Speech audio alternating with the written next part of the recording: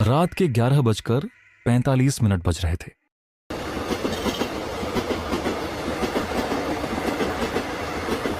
Train की आखिरी सीटी गूंजी और धीरे धीरे प्लेटफॉर्म पर रुक गई।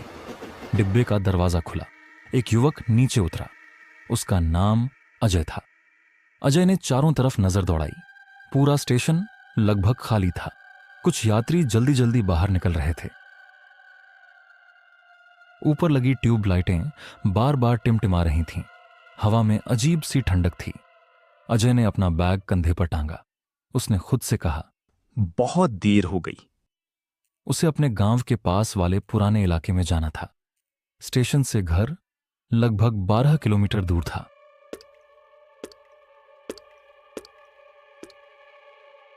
वह बाहर निकला और रिक्शा ढूंढने लगा, लेकिन वहां कोई रिक्शा नहीं था। 10 मिनट बीते, 20 मिनट बीते, फिर आधा घंटा बीत गया। अजय परेशान होने लगा। ये कैसी जगह है, एक भी रिक्शा नहीं मिल रहा। तभी दूर अंधेरे में एक पीली रोशनी दिखाई दी। एक पुराना ऑटो रिक्शा धीरे धीरे उसकी तरफ आ रहा था। रिक्शा की हेडलाइट कमजोर थी। इंजन अजीब आवाज कर रहा था। रिक्शा उसके सामने आकर रुक गया। अंदर बैठा ड्राइवर लगभग 55 साल का आदमी था। उसकी आंखें गहरी थीं। चेहरे पर अजीब उदासी थी। कहाँ जाना है साहब?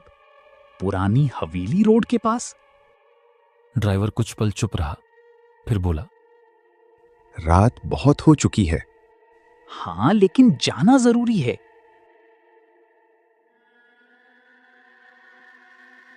ठीक है, बैठ जाइए।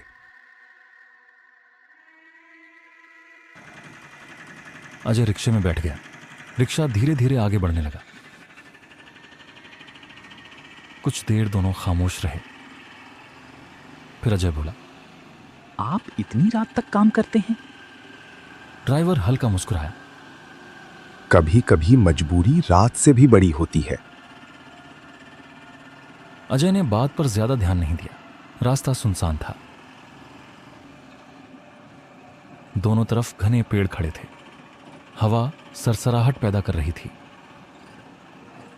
कुछ दूर जाने के बाद अजय ने देखा कि सड़क के किनारे एक टूटा हुआ मकान था।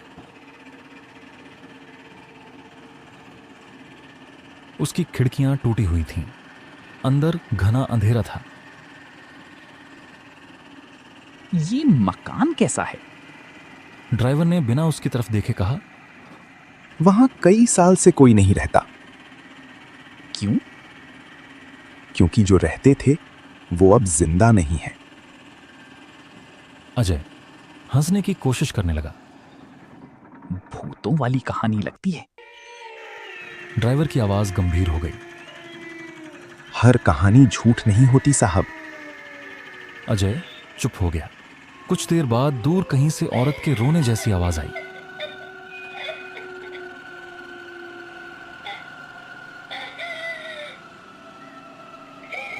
अजय चौंक गया।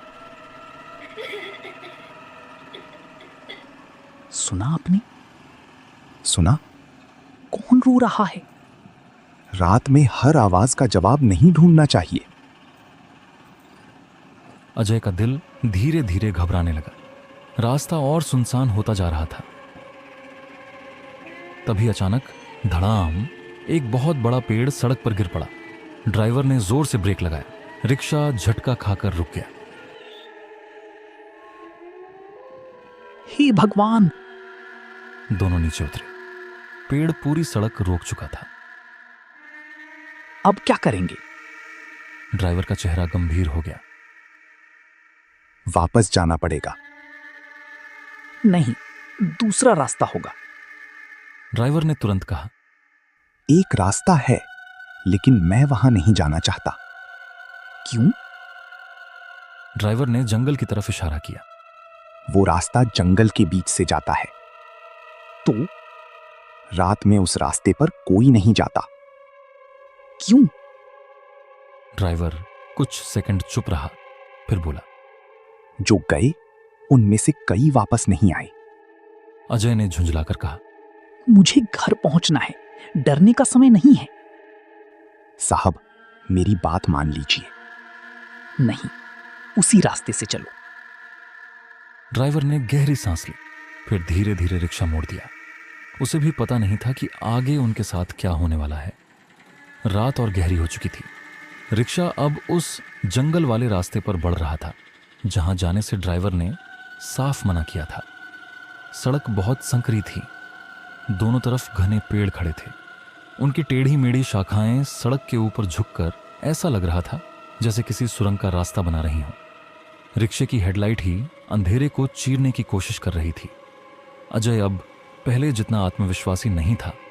उसके मन में अजीब बेचैनी होने लगी। भाई, ये रास्ता कितना लंबा है? ड्राइवर ने सामने देखते हुए कहा। जंगल खत्म हो जाए तो समझो रास्ता खत्म हो गया। और जंगल कब खत्म होगा? ये बात यहां कोई नहीं जानता। अजय ने उसकी तरफ देखा। उसे लगा ड्राइवर मजाक कर रहा है, लेकिन उसके चेहरे पर मजाक जैसा कुछ नहीं था। तभी अचानक दूर कहीं से किसी औरत के हंसने की आवाज आई।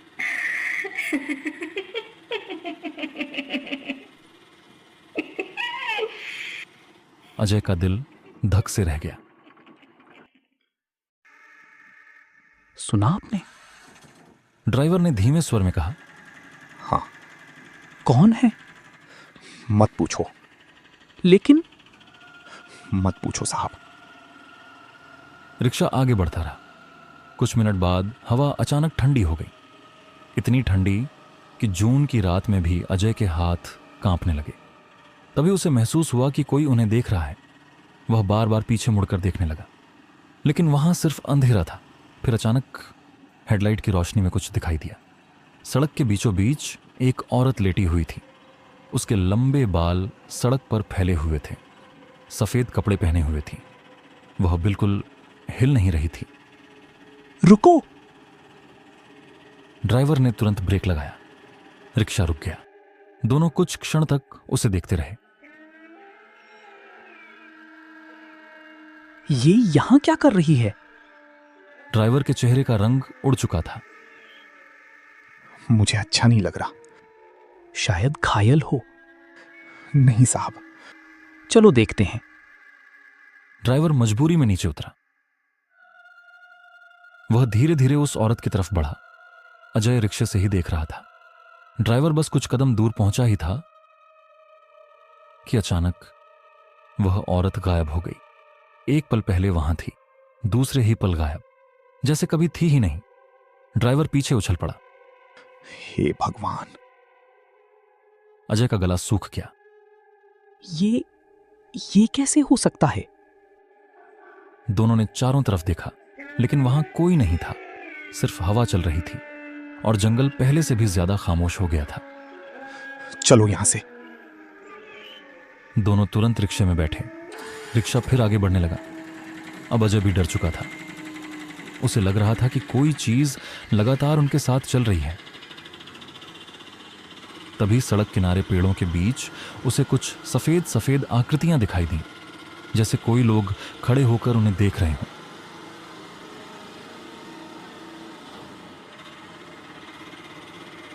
वह घबराकर बोला, उधर देखो। ड्राइवर ने देखा, लेकिन वहां कुछ नहीं था। क्या देखा? कोई खड़ा था। ये जंगल आदमी को बहुत कुछ दिखाता है। अजय चुप हो गया।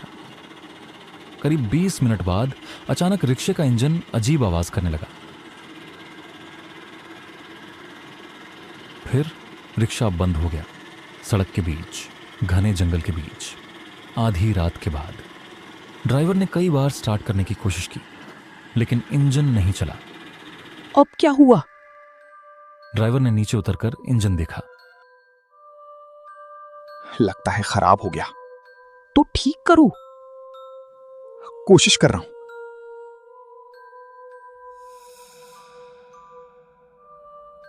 15 मिनट तक कोशिश चलती रही, लेकिन रिक्शा नहीं चला। तभी फिर वही हंसी सुनाई दी।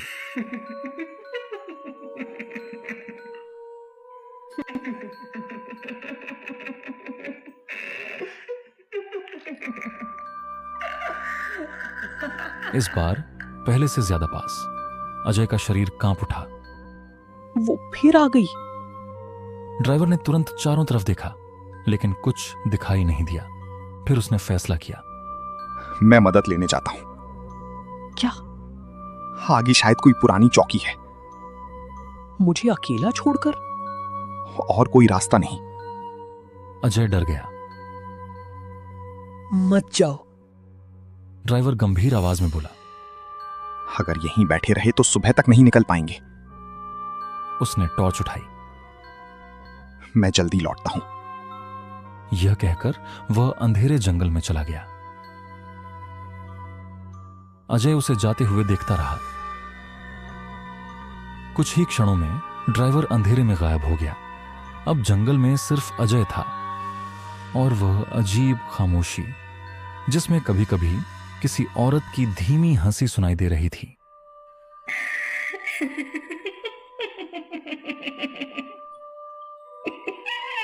अजय ने घबराकर रिक्शे का दरवाजा बंद कर लिया। उसे बिल्कुल अंदाजा नहीं था कि अगले कुछ घंटों में उसकी जिंदगी का सबसे डरावना हिस्सा शुरू होने वाला है। रात के लगभग 1:30 बज चुके थे।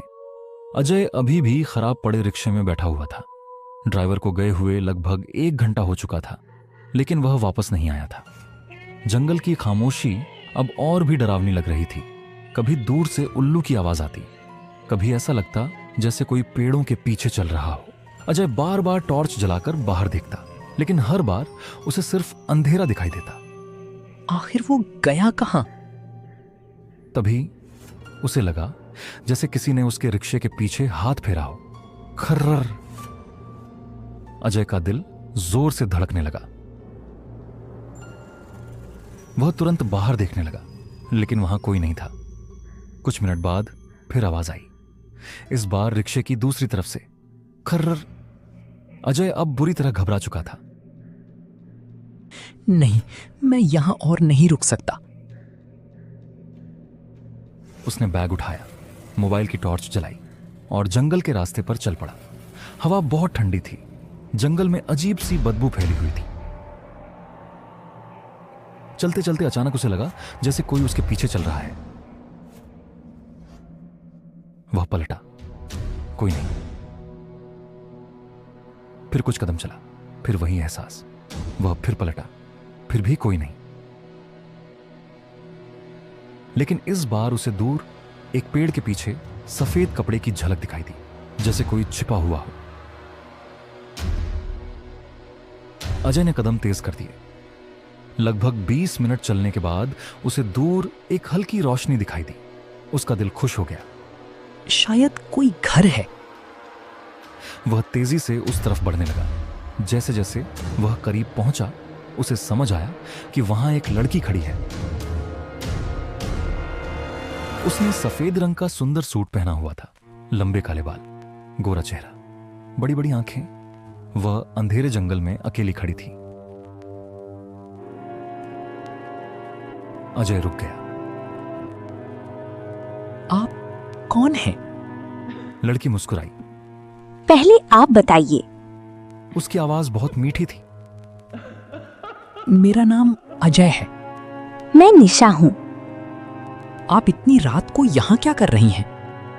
लड़की हल्के से हंसी। यही सवाल मैं आपसे पूछ सकती हूँ।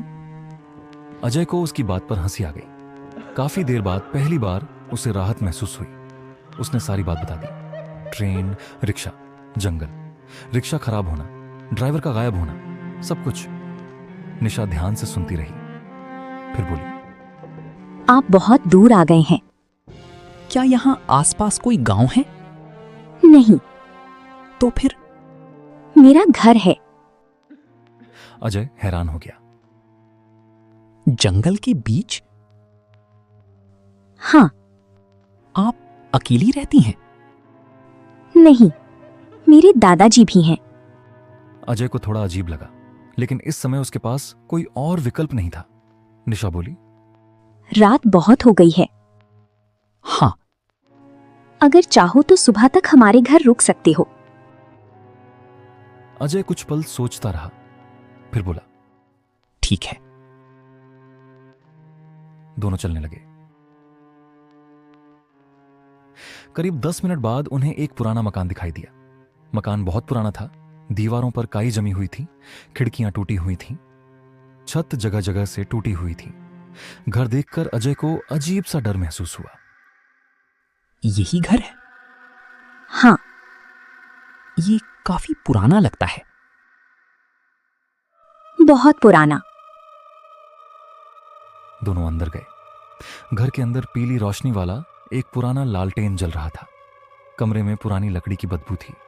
एक कोने में एक बूढ़ा आदमी बैठा हुआ था।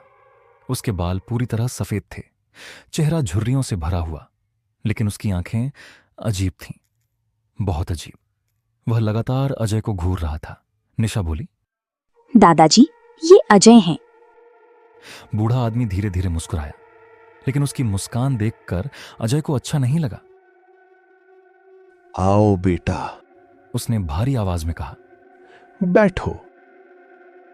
अजय कुर्सी पर बैठ गया। बूढ़ा अभी भी उसे घूरे जा रहा था, जैसे किसी चीज का निरीक्षण कर रहा हो। कुछ देर बाद निशा बोली, आप थक गए होंगे, हाँ। मैं खाना लेकर आती हूँ। वह अंदर चली गई। कमरे में अब सिर्फ अजय और बूढ़ा आदमी थे। कुछ सेकंड तक दोनों चुप रहे। फिर बूढ़ा अचानक बोला, तुम्हें यहां नहीं आना चाहिए था। अजय चौंक गया। क्या मतलब? बूढ़ा कुछ सेकंड चुप रहा, फिर मुस्कुराने लगा। कुछ नहीं। लेकिन उसकी मुस्कान पहले से भी ज्यादा डरावनी थी। अजय के शरीर में सिहरन दौड़ गई। उसे महसूस हो रहा था कि इस घर में कुछ बहुत गलत है, और उसे बिल्कुल अंदाजा नहीं था कि कुछ ही देर में वह ऐसी बातें सुनने वाला है जो उसकी रूह तक हिला देंगी। अजय उस पुरानी कुर्सी पर बैठा था। कमरे में अजीब सी खामोशी थी। सिर्फ दीवार पर टंगी पुरानी घड़ी की टिक टिक सुनाई दे रही थी। टिक टिक टिक। बूढ़ा आदमी सामने बैठा लगातार उसे घूरे जा रहा था। उसकी आंखों में कुछ ऐसा था जिसने अजय को बेचैन कर दिया। अजय ने बात शुरू करने की कोशिश की। दादाजी, आपका घर बहुत पुराना है। बूढ़ा हल्का मुस्कुराया। बहुत पुराना। कितना पुराना? इतना पुराना कि यहां रहने वालों के नाम भी लोग भूल चुके हैं। अजय को उसका जवाब अजीब लगा। तभी अंदर से निशा की आवाज आई, दादाजी, खाना तैयार है। बूढ़ा आदमी धीरे से खड़ा हुआ। बैठो बेटा, अभी खाना आता है। दोनों अंदर वाले कमरे में चले गए। अब अजय अकेला था। उसने राहत की सांस ली, लेकिन तभी उसे अंदर से धीमी आवाजें सुनाई देने लगीं। पहले तो शब्द साफ नहीं सुनाई दिए, लेकिन फिर आवाजें तेज होने लगीं। अजय धीरे से कुर्सी से उठा। वह दबे पांव उस कमरे के पास पहुंचा जहां से आवाजें आ रही थीं। दरवाजा पूरी तरह बंद नहीं था। अंदर से रोशनी आ रही थी। अजय ने धीरे से दरार में झांका, और जो देखा उसका खून जम गया। निशा और बूढ़ा आदमी खड़े थे, लेकिन दोनों के चेहरे पहले जैसे नहीं थे। उनकी आंखें लाल चमक रही थीं। निशा का चेहरा अजीब तरह से टेढ़ा हो गया था। उसके होंठों के किनारों से लंबे नुकीले दांत बाहर निकले हुए थे। अजय का शरीर कांपने लगा। फिर उसने उनकी बात सुनी। कई दिनों बाद कोई इंसान हमारे जाल में फंसा है। बूढ़ा हंसा। उसकी हंसी इंसानी नहीं थी। आज की रात अच्छी होगी। आधी रात के बाद इसे मार देंगे और फिर इसका मांस।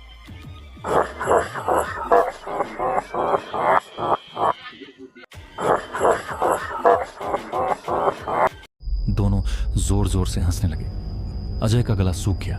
उसकी सांसें तेज हो गईं। अब उसे समझ आ गया था, वे दोनों इंसान नहीं थे, वे कुछ और थे, कुछ बेहद डरावना।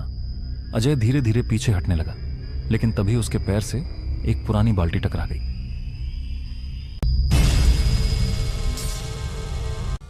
आवाज पूरे घर में गूंज गई। अंदर अचानक सन्नाटा छा गया।